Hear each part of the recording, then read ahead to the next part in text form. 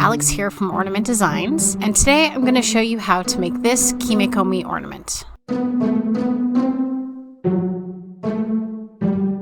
This design is based on my Reflections tutorial, which you can download for free at my website. All you have to do is sign up for my email list. In the tutorial, you will find the list of all of the tools and materials that you need, as well as detailed directions, including how to find all of the measurements. So I encourage you to go to my website and download that free tutorial. Today's video is just a basic overview. Okay, the first thing that you'll need to do is find the North Pole and the South Pole of your ball.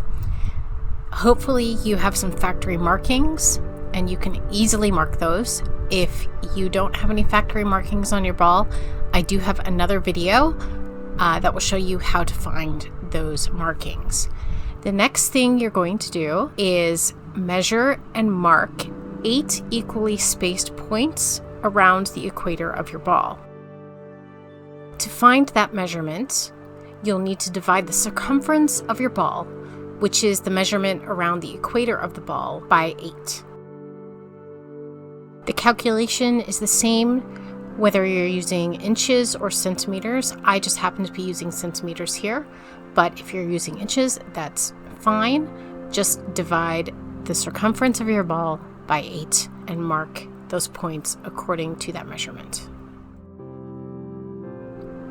Next, using your tape measure as a straight edge, you'll draw a line from the North Pole of your ball through an equator point and down to the South Pole of your ball.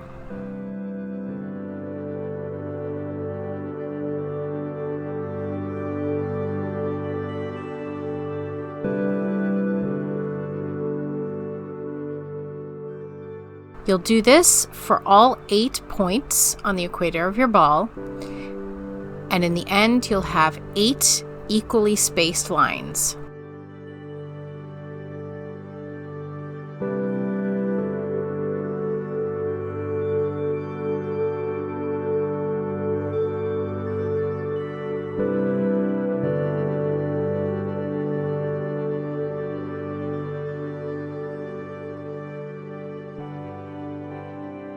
Now you'll need to draw around the equator of your ball.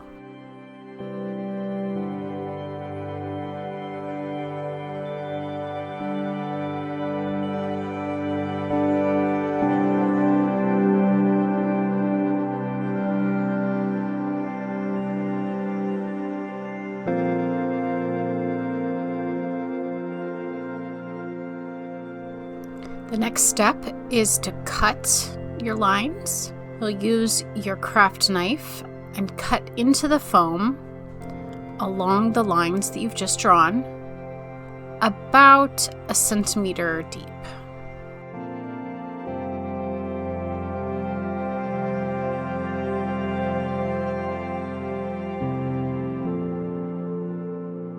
Next, you'll take your tucking tool and run it through the vertical lines to make sure that they're all cut and that they're all open, and to widen them just a little bit so that it's easier to tuck the fabric in the next step.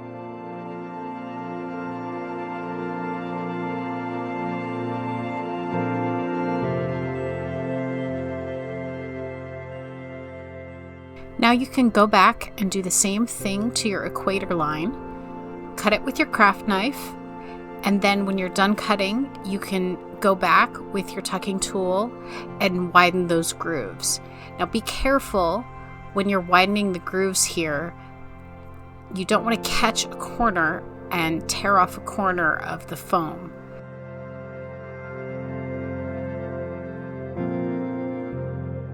For this ornament, I've decided to use some wide wired ribbon instead of the typical cotton fabric that I usually use. So I'm just taking the ribbon and placing it over one of those triangular sections, and using my tucking tool, I'm tucking the material down into the grooves.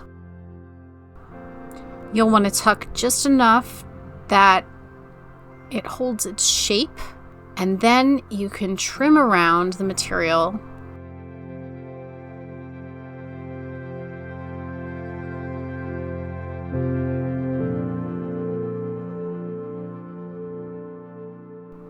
After all the excess material is trimmed off, you can go back in with your tucking tool and tuck all those edges into the grooves. If you're following along with my PDF tutorial, you'll notice that I'm actually doing things a bit differently here in this video than I explain in my tutorial. For one, I'm not using cutting patterns to pre-cut my fabric. I'm also not using quilt batting on this ornament. And it's fine. Those things are optional, and you can skip them if you want.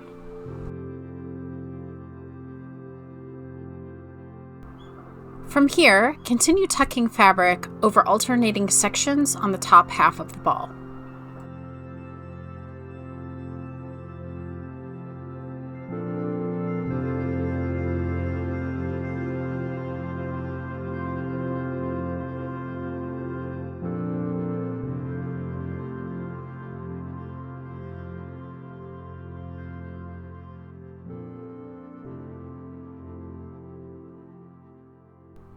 When you trim the excess fabric, you'll want to be careful not to trim too close to the groove. You'll want to leave enough so there is something to tuck in. If you leave too much, you're going to find it's difficult to tuck the material into the grooves. But there is a sweet spot that's just enough, but not too much.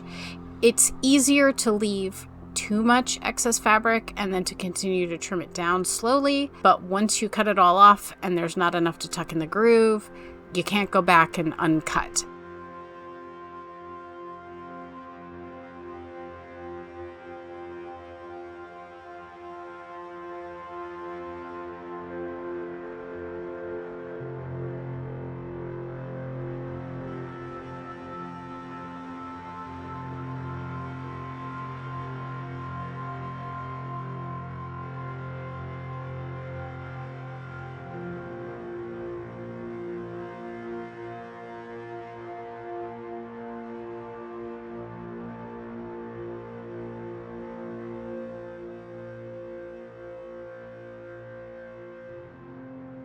Now you'll turn your ball over and do the same thing on the south half of the ball.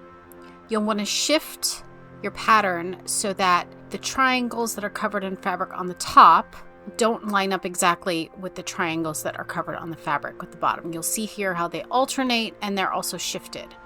Now it's time to cover the rest of the sections, and I'm using this glittered extra wide ribbon that I found in a discount bin at Michael's many years ago. It's beautiful. I love the way it sparkles. The glitter does fall off. It gets everywhere. It's a little difficult to work with because the fabric is thicker. It's a little stiff. So if you're a beginner, I recommend using like a quilting cotton. It'll be much easier to work with.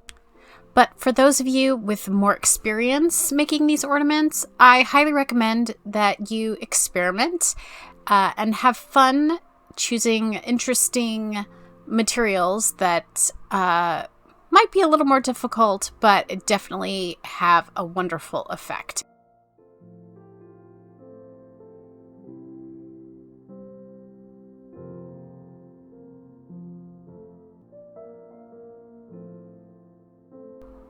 Another neat trick I'd like to point out is cutting off the corners.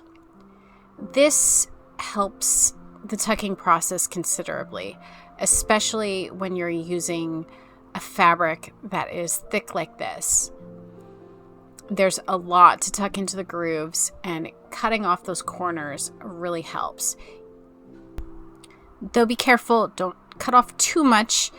You still want to leave just enough that there's something to tuck in and that the foam has something to grip onto. Otherwise, you'll find the material just falling out of the groove.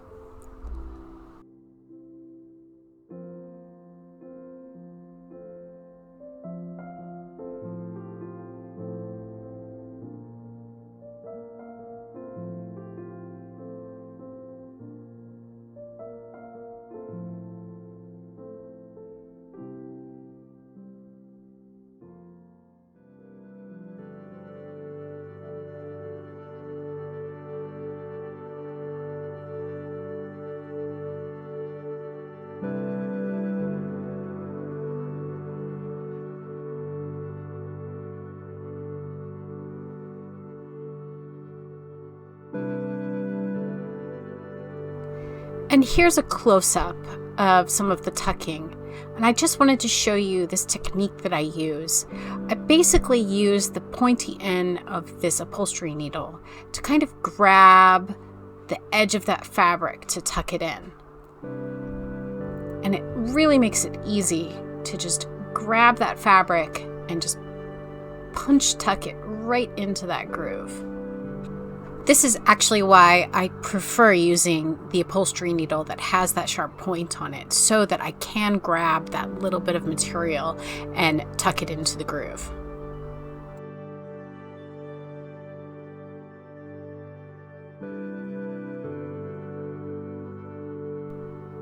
Okay, so I've skipped forward a bit, and all of my sections are covered in fabric. I just love the way that glitter sparkles. Isn't that beautiful?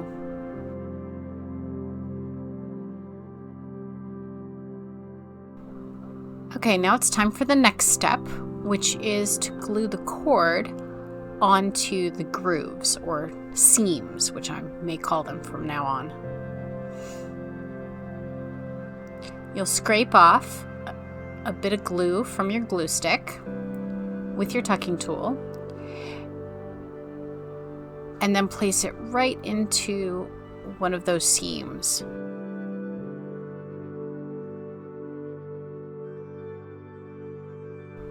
And here's a close-up of how I'm scraping the glue.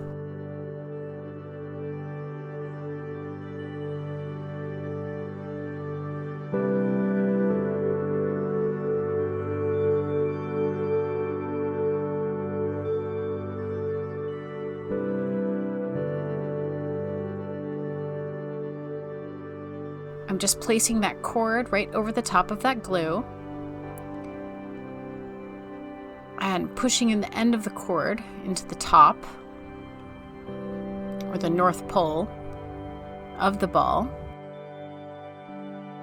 And I will just continue to place the glue in the seam and put the cord over the top of the glue.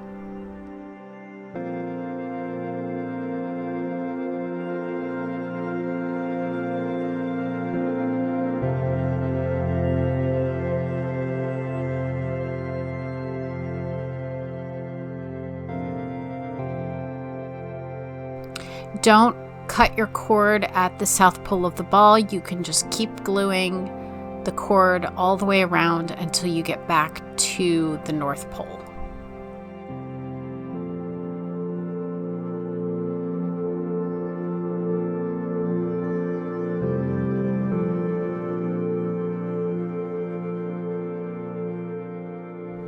Once you've glued your cord all the way around the ball, you'll need to cut the cord and tuck the end into the North Pole.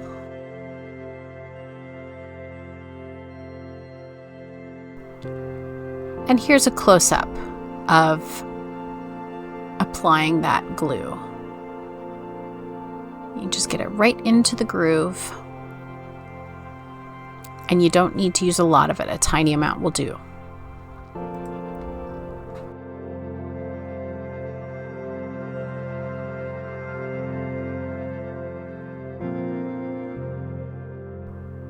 Once you've finished gluing all of the cord on all the vertical seams, you can move on to the equator.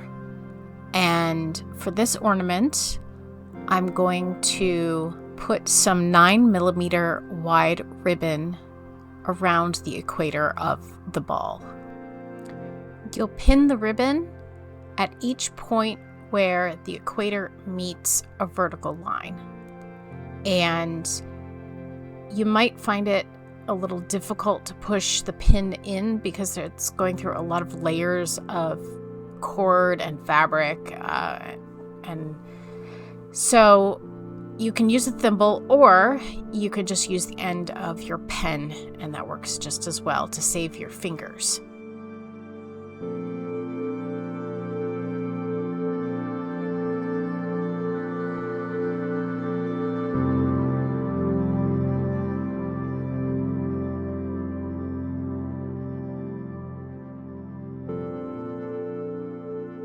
Once you've pinned your ribbon all the way around your ball, you can use some sequins. Here I'm using some fall colored leaves to pin over the top of the pins that I just put in. And I'm just switching up the orientation of the sequins so that they're not facing all the same direction, and I'm alternating colors just to add a little bit of variety to my ornament. It also helps if there's anything that's not quite symmetrical. It helps to do this and mask any imperfections. When everything is perfectly symmetrical, it's not nearly as interesting. So switching things up like this looks much nicer in my opinion.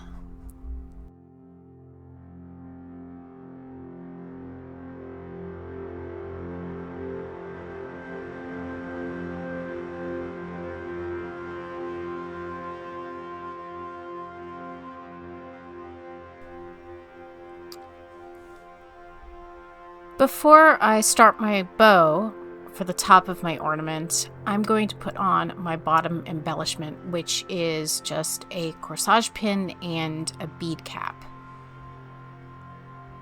And I'll thread the bead cap onto the corsage pin and pin it to the south pole of the ball. You can dip the end of your pin in some craft glue before you pin it to the ball to add some extra hold. I'm not doing that here for my ornament because my pins are extra long and I think they're anchored fine. But if your pins are shorter, you may need to dip them in some glue first. Now it's time to make the bow. I've already prepared all of my ribbon pieces. Now, in order to save time here, I'm not going to go through every single little step on how to make these bows. I have another tutorial on how to make bows, and I will link that video in the description below. So if you want to see the full process, please watch that video.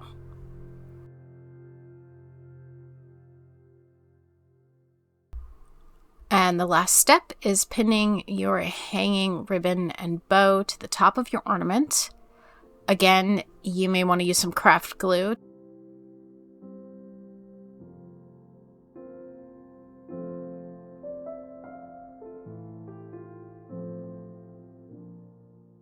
Thanks so much for watching this video tutorial. If you enjoyed this, please give it a thumbs up.